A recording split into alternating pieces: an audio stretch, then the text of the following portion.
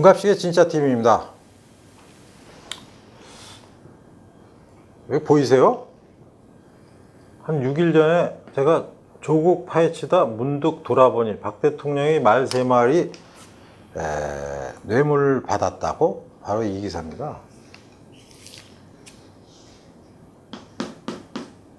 근데 이게 쌍지팽이 쓰는 걸 갖고 별로 또 어지럽다는 분도 계시는데 전 2개 쓰는 게 좋은데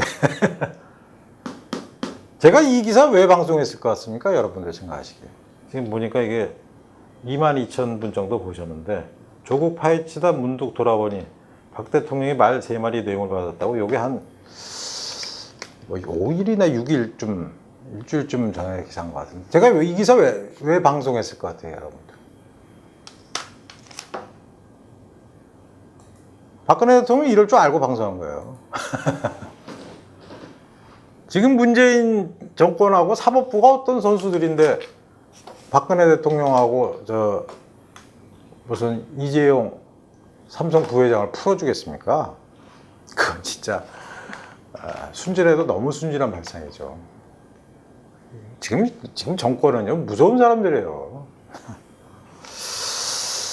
자, 대법원이 말 3마리가 뇌물이라고 했어요. 2심에서는 말 소유권이 삼성에서 최순실 씨로 넘어가지 않았기 때문에 말 관리 비용과 말 사용만이 뇌물이다. 그런데 그 사용한 것은 액수로 환산하기 어렵다라는 판결을 내렸는데, 대법원에서는 말 3마리 뇌물이니까 파기환송, 즉 2심에서 다시 정해서 와. 그러면 2심은 어떻게 되겠어요? 아니, 법원의 구조상 자기들보다 높은 대법관들이 말이 뇌물이라는데 거기에 따라야죠. 안 따르면 잘리거나 인사에서 불이익을 받겠죠. 당연한 거죠. 그게 바로 하이어라키, 관료제죠. 우리나라에서 관료제가 제일 심한 데가 법원이죠. 근데 요새 또 법원도 그렇지도 않아요. 보면 막 반기 들고 막 뒤집어 까고 서로 세력 잡아서 한탕 해먹으려고. 여하간 그런 상황이 됐으니 2심까지 징역 25년에 벌금 200억을 받은 박 대통령의 운명은 진짜 점치기가 힘든 상황으로 번지고 말았습니다. 만일에 박근혜 전 대통령에게 징역 25년에 벌금 200억보다 더 센 중형이 내려진다면, 박 대통령의 사명과 출소를 바라는 애국 보수 시민들에게는 크나큰 충격이 되고, 그 충격이 어느 순간 분노로 변해서 그 분노가 발산되는 순간 우리나라는 두 패로 쫙 갈리겠죠. 보수와 문재인 지지 세력. 그렇죠? 그게 올 연말이 될지 내년 초가 될지는 아직 모릅니다만 한겨울쯤에 그런 상황이 벌어질 것 같아요. 만일 징역 25년에 벌금 200억보다 더 센 판결이 나온다면. 그 만일에 지금 자유한국당하고 바른미래당, 또 안철수 이런 세력들은 연합을 모색하고 있죠. 저는 사실 기본적으로는 거기에 대해서는 반대입니다. 왜냐하면 김무성, 안철수, 유승민 같은 사람들은 저는 절대 보수에 다시 합류해서 무슨 막 오로지 표만을 위해서, 의석만을 위해서 뭉치는 것은 반대예요. 그 죄상을 좀, 죄상이랄 것까지가 없지만 제가 생각하기에 한 가지씩 짚어드린다면, 여러 가지 많지만 제가 대표적인 것만 짚어볼게요. 김무성 의원 같은 경우는 불과 몇 년 전을 한번 생각해 보세요. 대통령 탄핵받기 1년 전, 2년 전에 여론조사를 보면 김무성 의원이 거의 대통령 후보 1순위였어요. 그거 기억나십니까, 여러분들?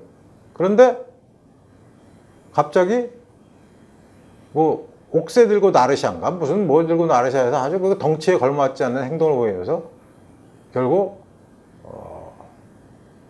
집권 여당을 갈갈이 찢어냈고, 그리고는 대통령 탄핵에 쉽게 해서 을사오적급의 역할을 했죠. 그 본인은 부인하지도 못할 거예요. 그런데 그분이 요새는 또 뭐라고 하냐면, 박근혜 대통령의 진솔한 사과가 있어야 보수가 결집한다. 그거는 박 대통령이 스스로 마음먹어서 할 문제지 김무성 의원의 입에서 나올 수는 없는 문제죠. 또 하나, 유승민 의원. 그분 역시 뭐 공천 과정에서 불이익을 받았다든가 박근혜 전 대통령의 친박으로부터 핍박을 받은 사실은 맞지만 그 역시 탄핵의 주역과 이렇게 보수가 결단난 데에 대한 일말의 책임이 없을 수 없죠. 그런데 다시 뻔뻔하게 한 울타리로 모인다고요? 에이, 그건 말도 안 되죠. 그냥 무소속으로 나가든가 바른미래당에 계속 남아서 사세요. 세 번째, 안철수. 제가 제일 괘씸하게 생각하는 게 안철수인데 이 사람은 대체 정체가 뭔지 모르겠어요. 지금 정체가 뭔지 모르게 10년째 우리나라 국민들을 괴롭히고 있어. 무슨 박원순이한테 무슨 아름다운 양보? 그 꼴이 지금 그래서 우리 결과가 이게 뭡니까? 서울 시내가 무슨 어디 슬럼과 비스무리하게 회색빛, 잿빛 도시로 변하고 말았죠. 하는 것도 말만 무성하죠, 말만. 또 새정치 한다는데 무슨 새정치? 아니 전자제품 어제 산 게 오늘 되면 헌거되는데 무슨 새정치예요? 이미 소멸시효 완료. 근데 또 미국에 가 있다가 간을 보겠다고? 아이, 그냥 찌그러져서 사세요. 재산도 많으신 분이 그냥 강의나 하거나 융합도 맨날 떠들든가. 그런데도 불구하고 현실적으로는 이 세 명이 또 활개를 치고 나와서 무슨 보수 통합을 하네 어쩌고 할 게 내년까지 갈 게 뻔해요. 그런데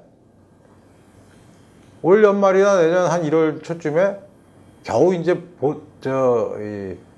국회의원 총선거라는 대사를 앞두고 보수 진영이 어거지라도 이렇게 대충대충 얼기설기 묶었을 때 박근혜 전 대통령이 갑자기 딱 등장하면 어떻게 될까? 저는 박근혜 전 대통령이 출소하는 순간 그 영향력은 과거보다는 못하겠지만 상당한 위력을 발휘할 거라고 봅니다. 그러면 뭐 이런 비유에서 좀 뭐하지만 태양이 떠오르면 곰팡이들이 스스로 사라지듯이 그동안 호랑이 없는 굴에서 호랑이 행세를 했던 사람들은 전부 영어로 디스어피어하고 말 거예요. 사라지고 말 겁니다. 그러면 문재인 대통령과 그 더불어민주당은 이 둘 중에 어떤 선택을 할까? 그것까지 한번 제가 맞춰볼까요? 절대 사면 안 해줄걸요. 저는 안타깝지만 그렇게 봅니다. 왜? 아직도 무서워하고 있거든. 박근혜 대통령. 결국은 이 어저께 대법원에서 내렸다는, 아니요, 금요일 날 대법원에서, 아니죠, 목요일 날 대법원에서 내렸다는 판정이란 것은 형태는 사법적인 판단인데 결과는 정치적인, 고도의 정치적인 행위가 되고 말았어요. 그걸 헌법을 좀 아는 대법원 판사들이 제가 말하는 그 뜻을 모르겠습니까? 자기들이 지금 하는 것이 그 누구도 하지 못할 고도의 정치적인 행위, 정치 개입 행위라는 걸 그들이 모르겠어요. 이거 그냥 단순히 뭐 법전이나 들춰갖고 형법 몇 조 어쩌고 판례가 어쩌고 무슨 통설이 어쩌고 이설이 어쩌고 소수설이 어쩌고 다수설이 어쩌고 이런 걸로만 들으신 건 아니겠죠, 여러분들도.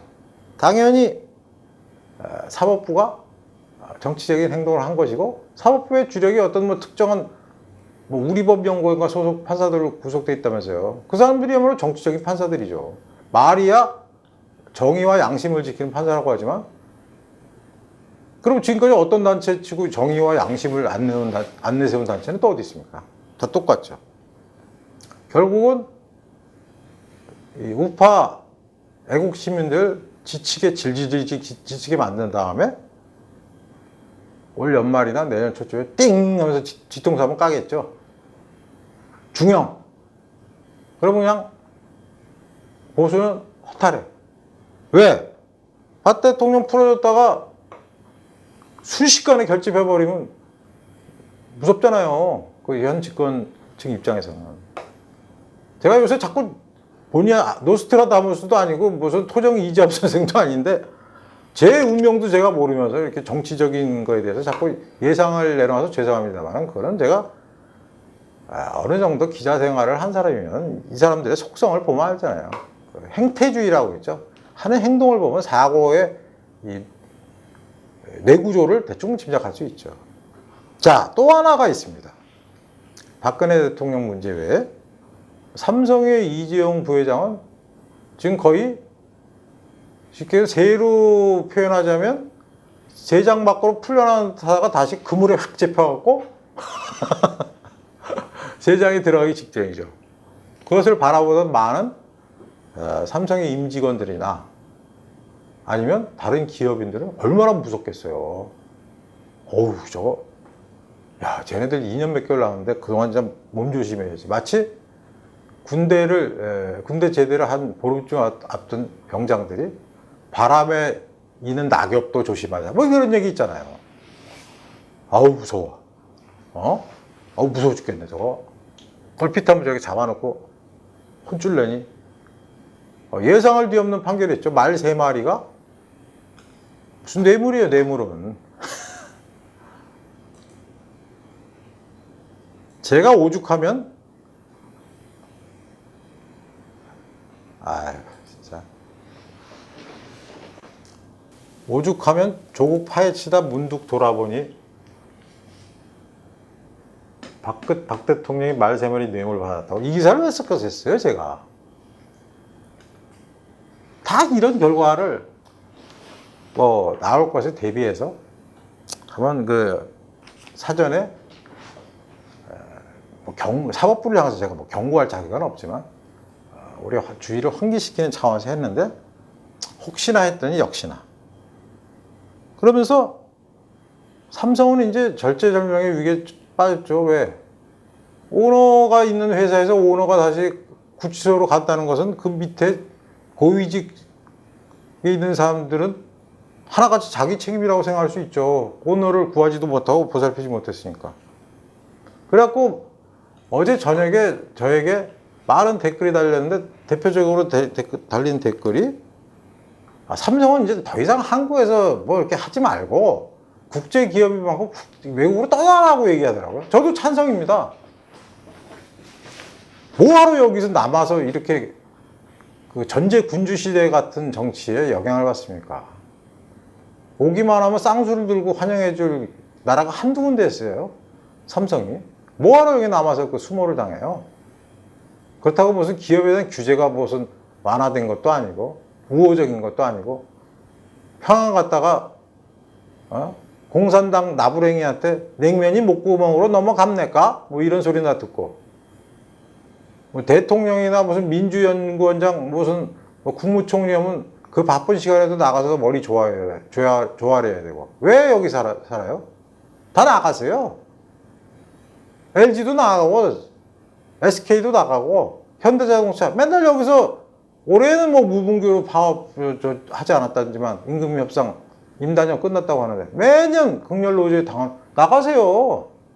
얼마나 좋아하겠어요. 미국이나 무슨 어디 외국에 나가면 싼 인건비에 일 열심히 하고 순진하고 각종 세제 혜택 주고 뭐하러 남아서 뭐가 좋아요 우리나라가 지금 이런 상황에 우리나라가 다 나가 뭐 여기 있을 필요가 있어. 그리고 이 안에서 마침내 먹거리가 사라진 국민들끼리 자기 살 자기가 서로 배먹게 만들어요. 그런 맛을 봐야 되는 민족이에요 우리나라. 지금 하는 꼬라지를 보니까 영 이 나라 저도 한국인입니다만 영 우리나라 국민들의 그 일부 국민들이죠. 이 심성은 진짜 제가 봐서는 쉽사리 고치지 못하는 부분이 많아요. 그런 것을 고치려면 결국에는 굶고 험주린 경험을 다시 해봐야 돼요. 기껏 먹고 살게 해준 이승만 대통령이나 박정희 대통령을 폄하하고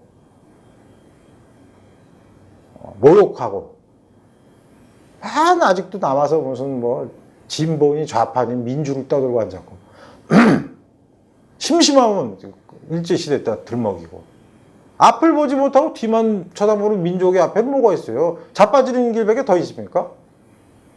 지금 삼성도 이런 거죠. 결국 지금 삼성을 조이는 거는 저는 이렇게 봐요. 삼성을 굴복시켜서 돈 좀 내놔. 북한에다 좀 주게. 이 뜻이 아니고 뭐겠습니까? 제 예언대로 예상대로 만일에 삼성이 무너지거나 한국을 떠나면 어떠세요? 같이 무너지는 거죠. 같이 무너지는 거예요. 전 같이 무너져도 관계없어요. 아유, 뭐 세상 살 만큼 살았고 내가 무슨 삼성그룹 다니는 것도 아닌데. 좀 한번 고생해도 우리나라 국민들이 정신 좀 차렸으면 좋겠어요. 이 인간들이 되게 80년대부터 태어난 인간들이죠. 보면은 주로 굶지도 않고 배불리 처먹어서, 죄송합니다. 처먹어서, 처먹는 거지. 옷도 번드르만 입고 외국도 다니고 하다 보니까 이 세상에 자기밖에 없는 줄 알아. 그리고 그게 자기들이 원래부터 타고났던 환경이 그런 줄 알아요.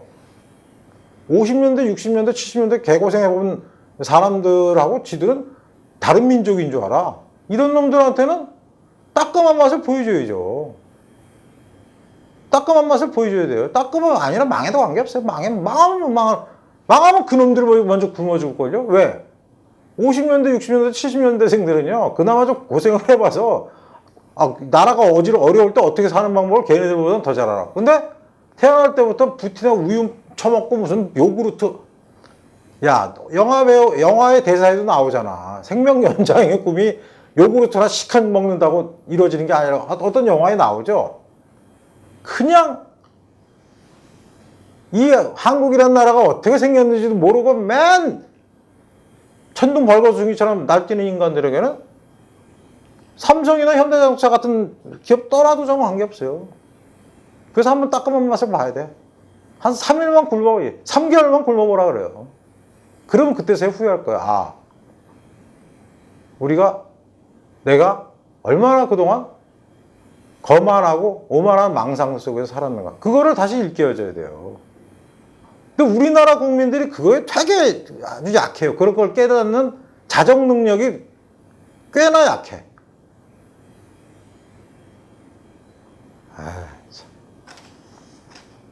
이런 걸 또 들으시는 좌파 어떤 분이나 빨갱이들은 너는 그럼 나라가 망하라고 저주하냐 이놈아? 라고 하겠지만 내가 지금 우리나라가 망하라고 지금 하는 소리입니까? 정신 차려야 된다는 소리죠. 필요에 따라서 몽둥이로 두드려도 패고 좀 굶어도 보고 어려움도 겪어보고 이래야 사는 게 고마운 줄 알고 우리의 부모와 형제들이 나를 위해서 얼마나 그동안 애를 써서 우리가 그나마 이런 세상에서 사는구나 라는 것을 알겠죠. 그거 모르는 놈들한테는 박정희 대통령이 얘기했잖아요. 미친 개들한테는 몽둥이다 여기다. 그 8.18 도끼 만행 사건 때. 근데 그 말 써먹은 놈이 김정은이잖아요. 미친 개들에게는 몽둥이가 약이다. 자식이 여기서 싸가지 없이 저작권을 침해하고 있어. 예.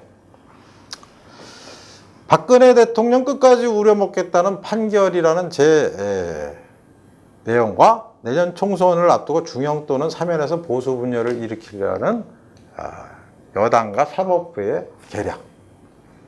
이런 기사는 판명이 나는데 한참 걸리죠. 적어도 한 석 달이나 넉 달. 그 사이에 저도 물론이고 저야 뭐 이런 얘기를 한 사람이니까 다 기억을 하지만 여러분들은 또 잊어버리셨을 거예요. 저 녀석이 옛날에 무슨 소리였지? 네. 이렇게 저희는 나라를 위해서 저와 젊은 기자들이 하나라도 더 여러분께 좋은 정보를 알려드리고자 말씀드립니다. 금요일 오전에 나간 박희석 기자의 보도는 보시면 아시겠죠? 40분이 넘어요. 그래서 제가 처음에는 너무 길어서 1, 2부로 자를까 했더니 또 그 편집자께서 그냥 나가는 게 오히려 일관성이 좋다고 해서 나갔는데 상당히 길죠.